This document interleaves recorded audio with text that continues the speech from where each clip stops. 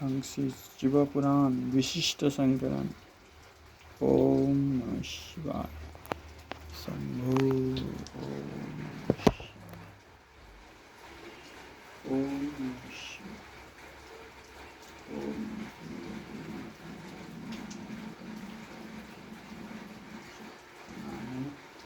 ओम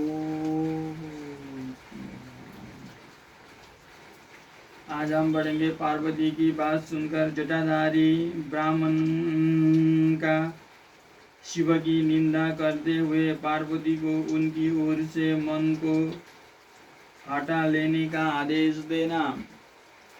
पार्वती बोली, जटाधारी विप्रवर, मेरा सारा वृत्तांत सुनिए। मेरी सखी ने जो कुछ कहा है वो जो कहत्यो सत्य है, उसमें असत्य कुछ भी नहीं है। मैं मन, वाणी और क्रिया द्वारा सत्य ही कहती हूँ, असत्य नहीं। मैंने साक्षात पतिभाव से भगवान शंकर का ही वरण किया है।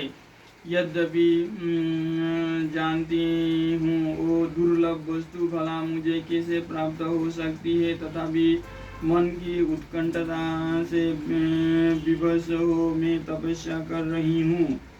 ब्राह्मण से ऐसी बात कहकर पार्वती देवी उस समय चुप हो गई। तब उनकी वो बात सुनकर ब्राह्मण ने कहा। ब्राह्मण बोले, इस समय तक मेरे मन में यह जानने की प्रबल इच्छा थी कि यह देवी किस दुर्लभ वस्तु को चाहती है जिसके लिए ऐसा महान तप कर रही है। किंतु देवी, तुम्हारी मुखार बिंद से सब कुछ सुनकर उस अभिष्ट वस्तु को जान लेने के बाद अब मैं यहाँ से जा रहा हूँ। तुम्हारी जैसी इच्छा हो वैसा करो। यदि तुम मुझसे ना कहती तो मित्रता निष्फल होती।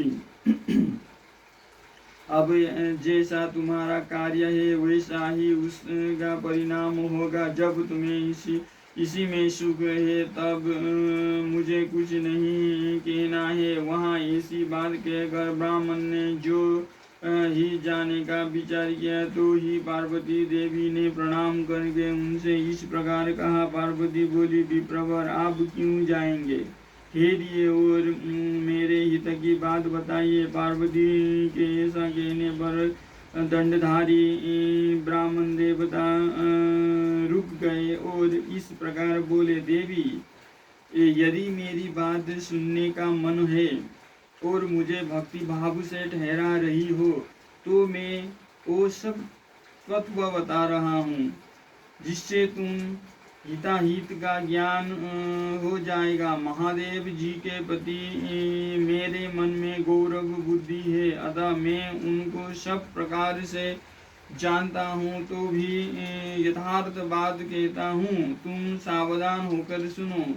वृषभ के चिन्ह से अंकित ध्वजा धारण करने वाले महादेव जी सारे शरीर में भस्म रमाए रहते हैं, सिर पर जटा धारण करते हैं, धोती की जगह बाघ का चाम पहनते और चादर की जगह हाथी की खाल ओढ़ते हैं।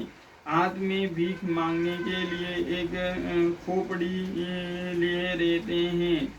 झुंड के झुंड सांप उनके सारे अंगों में लिपटे देखे जाते हैं। वे विष खाकर ही पुष्ट होते हैं, अभक्षवक्षी हैं। उनके नेत्र बड़े भद्दे हैं और देखने में डरावने लगते हैं। उनका जन्म कब, कहाँ और किससे हुआ यह आज तक प्रकट नहीं हुआ। घर गृहस्थी के भोग से वे सदा दूर ही रहते हैं। नंग धड़ंग घूमते हैं और भूत प्रेतों की सदा साथ रहते हैं। उनके एक दो नहीं 10 भुजाएं हैं। देवी, वो मैं समझ नहीं पाता कि किस कारण से तुम उन्हें अपना पति बनाना चाहती हो। तुम्हारा ज्ञान कहाँ चला गया? इस बात को आज सोच विचार कर मुझे बताओ। दक्ष ने आपने यज्ञ में अपनी ही पुत्री सती को केवल यही सोचकर नहीं बुलाया कि वो कपालधारी भिक्षुक की भार्या है। इतना ही नहीं, उन्होंने यज्ञ में भाग देने के लिए सब देवताओं को बुलाया, किंतु शंभु को छोड़ दिया। सती उसी अपमान के कारण अत्यंत क्रोध से व्याकुल हो उठी। उसने अपने प्यारे प्राणों को तो छोड़ दी, शंकर जी को भी त्याग दिया। तुम तो स्त्रियों में रत्न हो, तुम्हारे पिता समस्त पर्वतों के राजा है, फिर तुम क्यों इस उग्र तपस्या के द्वारा वैसे पति को पाने की अभिलाषा करती हो।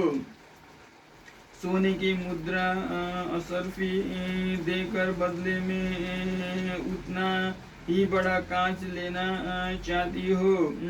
उज्जवल चंदन छोड़कर अपने अंगों में कीचड़ लपेटना चाहती हो। सूर्य के तेज का परित्याग करके जुगनू की चमक पाना चाहती हो। महीन वस्त्र त्याग कर अपने शरीर को चमड़े से ढकने की इच्छा करती हो।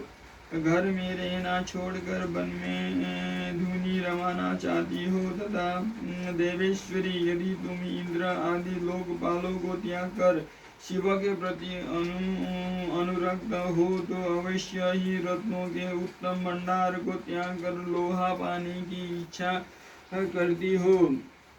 लोक में इस बात को अच्छा नहीं कहा गया है। शिवा के साथ तुम्हारा संबंध मुझे इस समय परस्पर विरुद्ध दिखाई देता है। कहाँ तुम जिसके नेत्र प्रफुल्ल कमल दल